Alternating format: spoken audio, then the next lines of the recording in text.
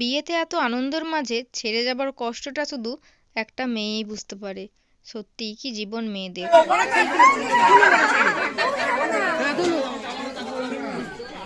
Good morning. তোমরা সবাই কেমন আছো? আশা করছি ভালো আছো। আমিও অনেক ভালো আছি। আর আজকে নতুন একটা ব্লগে তোমাদের সকলকে স্বাগত। তো আমিও রেডি হয়ে গেছি, আর দেখো আমার বড় রেডি হয়ে গেছে। আর কোথায় যাচ্ছি সেটা না একটু পরেই বলছি। দেখো আমার বড় রেডি হয়ে গেছে। তো দুজন মিলে এখন বেরিয়ে পড়েছি সকাল সকাল গন্তব্যে। তো কোথায় যাচ্ছি সেটা না একটু পরেই বলবো। দুজনাই বেরিয়ে পড়েছি, আর দেখো ব্যাগটা নিয়ে নিয়েছি, আর হেলমেট পরে নিয়েছে, গাড়িও নিয়ে নিয়েছে। তো চলো আমি আগে চেপে পড়ি, তারপর এখন যাওয়া যাক।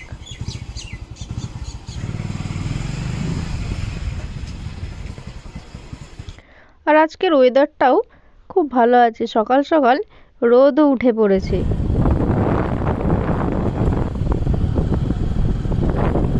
তো অনেকটা পথ এগিয়ে এসেছি, আর আজকে যাচ্ছি আমার মাসির বাড়ি, কারণ আমার মাসির মেয়ের আজকে বিয়ে আছে। তাই বিয়ের দিন সকাল সকাল দুজন মিলে বেরিয়ে পড়েছি। তো চলো কিছু দূর যাই, তারপর আবার দেখা হবে।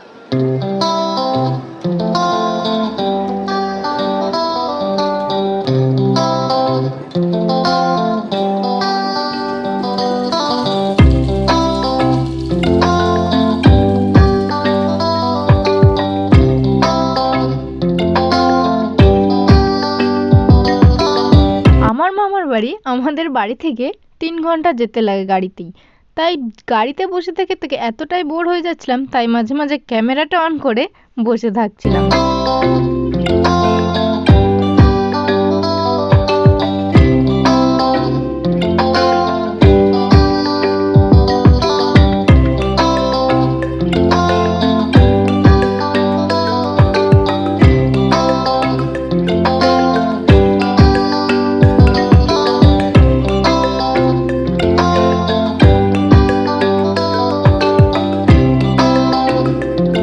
আমাদের সাথে যাচ্ছিল আমার বাবাও। আর আমার বাবাকে বলছি যে রাস্তা তো আমরা অতটা চিনি না, তাই তুমি আগে চলো। দেখো আমার বাবা যাচ্ছে আমাদের আগে, আমরা তিনজনাই এখন একসাথে যাচ্ছি। আর রাস্তাতে এত ধুলো উড়ছিল, তাই আর তাকিয়ে থাকতে পারছিলাম না, তাই চশমাটা আগে পরে নিলাম। তোমাদের সাথে কথা বলতে বলতে চলে এসেছি ধাত্রী গ্রামে।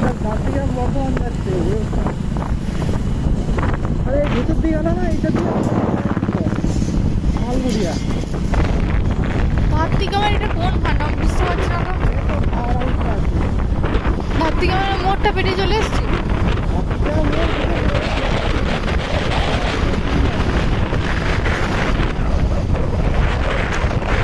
এখন এসেছি মাত্র হাফ রাস্তা, মানে বলতে পারো 1.5 ঘন্টা মতো এখন বাড়ি থেকে বেরিয়েছি। এখন 1.5 ঘন্টা যেতে হবে গাড়িতে, তাই ভালোই লাগছে না। আর গাড়িতে অনেকক্ষণ ধরে বসে আছি, তো তাই আমার বরের সাথে একটু মজা করছি। ওকে বলছি দেখো কেমনভাবে তুমি গাড়ি চালাচ্ছ, ওকে বলছি তাকাতে, কিন্তু ও যেহেতু গাড়ি চালাচ্ছিল তাই ঠিক মতো তাকাতে পারছিল না।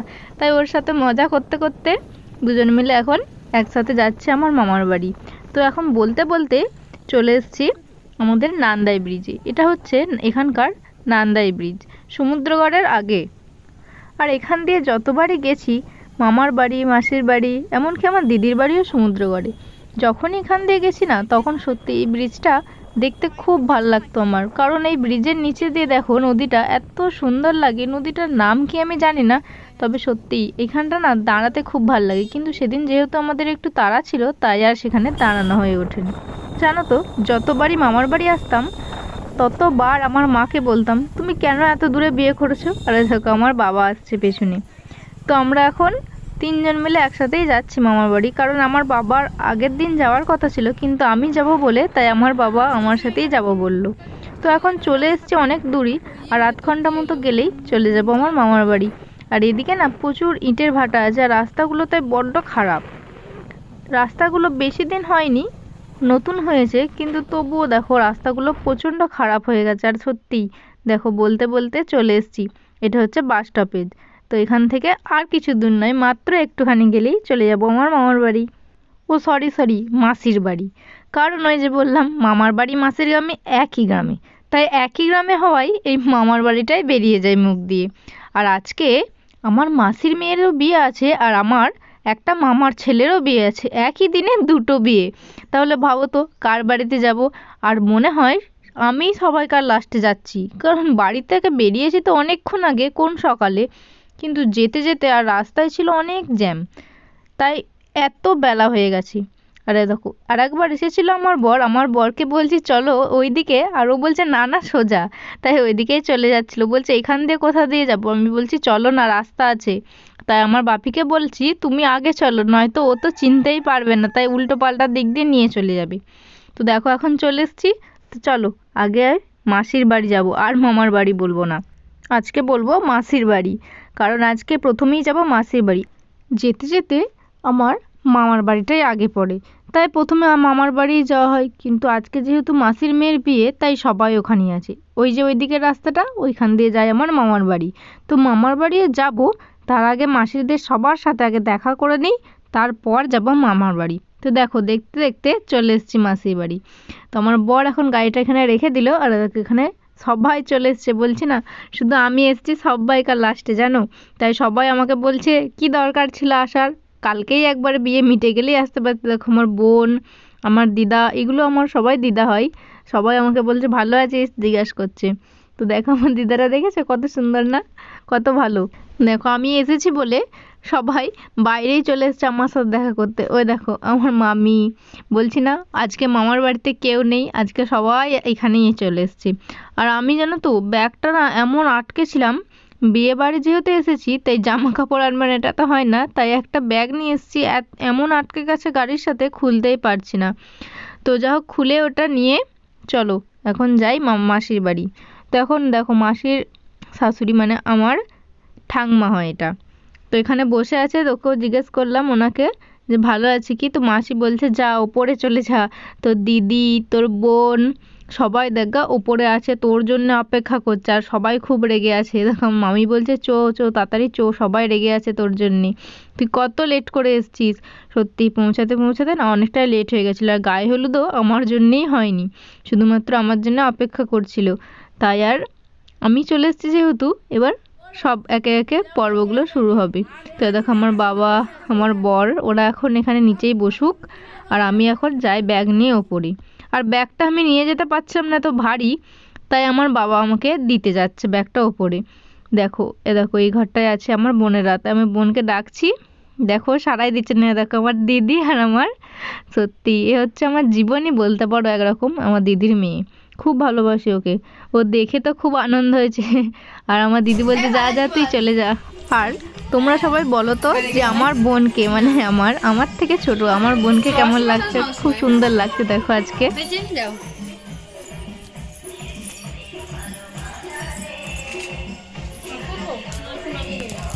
না তোল নিচে কুমড়ে দিয়ে দিতাম, কুমড়ে হবে এটা এই টাকা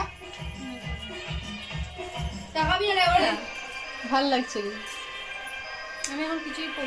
আমি জানি যে আমি এখানে এসে রেডি হওয়ার সময় পাবো না, তাই আমি বাড়ি থেকেই শাড়িটা পরে এসেছি। আর চুলের অবস্থা দেখো, চুলটা পুরো খারাপ হয়ে গেছে, কারণ গাড়িতে এসেছি তো তাই।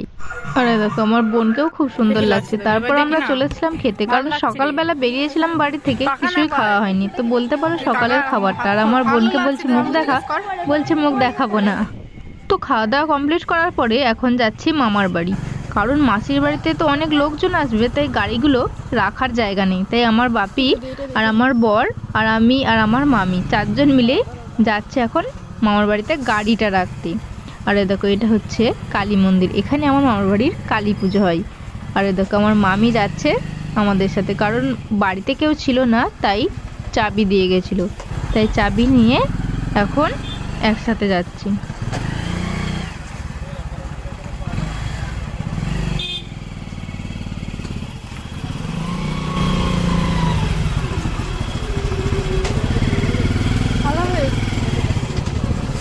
কত বড় হয়ে গেছে রে ফোন।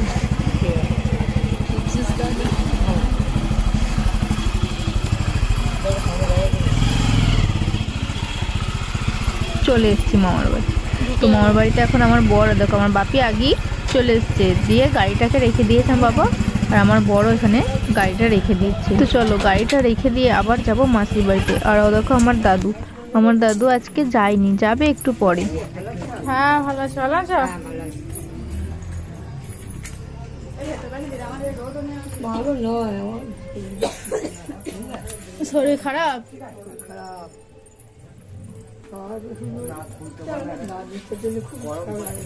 আর কি করে বলো? সবসময় জল পড়ছে আজকে, এতদিন পড়িনি, আবার আজকে পড়ছি খুব। ভালো আছি বাবা? হ্যাঁ ভালো আছি।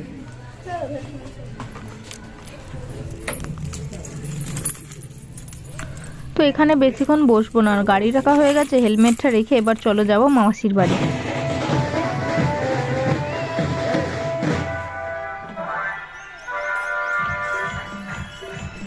এখন আমাদের সব বোনেদের নিয়ে চলছে কিছু ফটোশ্যুট। তো কিছু ফটোশ্যুট এখানে ছাদে হয়ে যাক, তারপর গায়ে হলুদ হবে।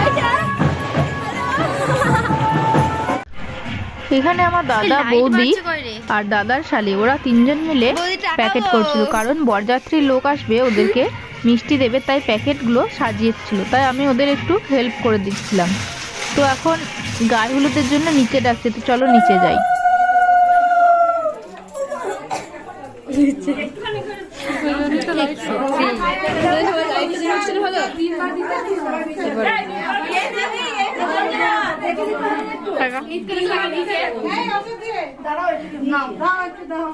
খুলবি, তোর অসহ্য লাগছে কারণ বুঝবি।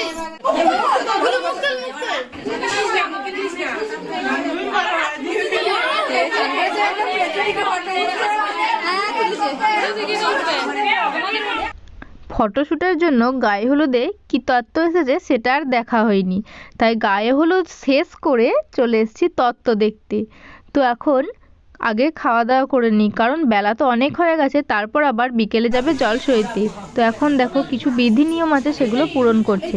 তারপর আমার বরকে খুঁজে পাচ্ছিলাম না, গিয়ে দেখি আমার বর আর বরের শালি মানে আমার বোন দুজন মিলে গিয়ে ভিডিও বানাচ্ছে ছাদেতে।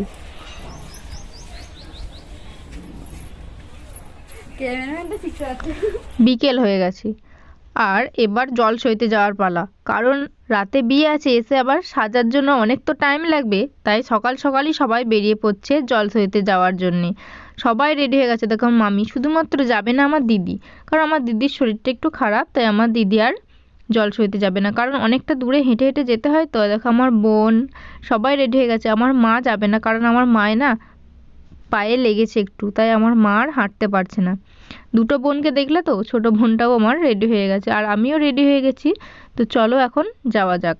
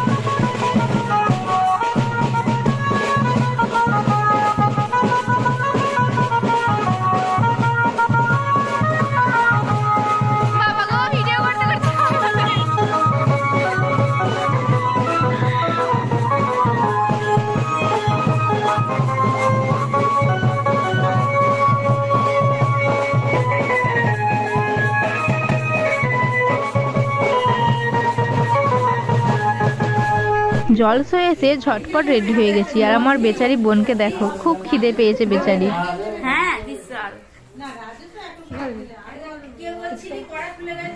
আর সবাই জানিও আমার বোনকে কেমন লাগছে দেখতে, সবাই বলো কিন্তু। মাসির একবার হাত পরে দেখ রে, কি ব্যাগ নিয়ে ঘুরছে। ব্যাগের সঙ্গে ঝেঁটাও আছে, এটা ব্যাগের সঙ্গে ঝেঁটাও নিয়ে নিচ্ছে। আর জানো বিয়ে বাড়িতে যেটা সমস্যা হয় সেটা হচ্ছে জুতো। দেখো কেউ কারো জুতো খুঁজে পাচ্ছে না। ওইখানে ইয়েতে দুয়ারে আছে।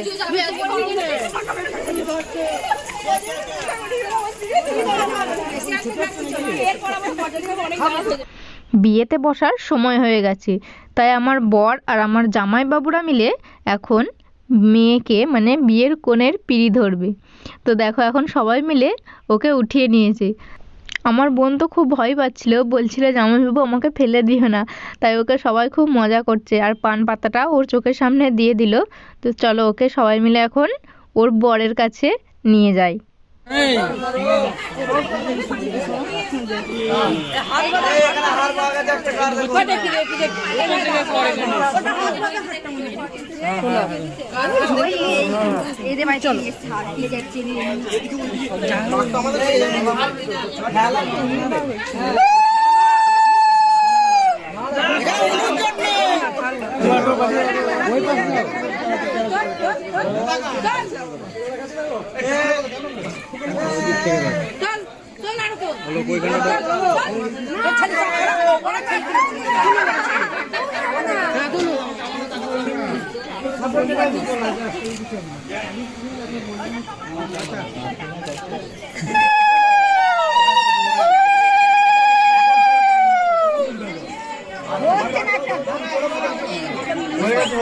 সাত পাকে ঘোরা শুভ দৃষ্টি, মালা বদল সব হয়ে গিয়ে বিয়েই বসেছি।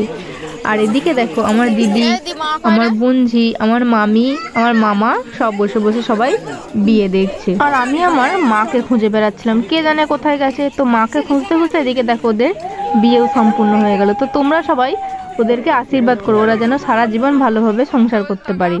আর তারপর চলে এসেছি আমরা খেতে। তো এখন অনেকটাই রাত হয়ে গেছে, তাই সবাই মিলে একসাথে চলে এসেছি খাওয়া দাওয়া করতে। এদিকে আমার বর, মামি, মামা, বোন সবাই মিলে চলে এসেছি। তো আজকের ভিডিও এতটাই, আমরাও খাওয়া দাওয়া করে তাড়াতাড়ি শুয়ে পড়ি। তো দেখা হচ্ছে নেক্সট ব্লগে, ততক্ষণের জন্য ভালো থেকো।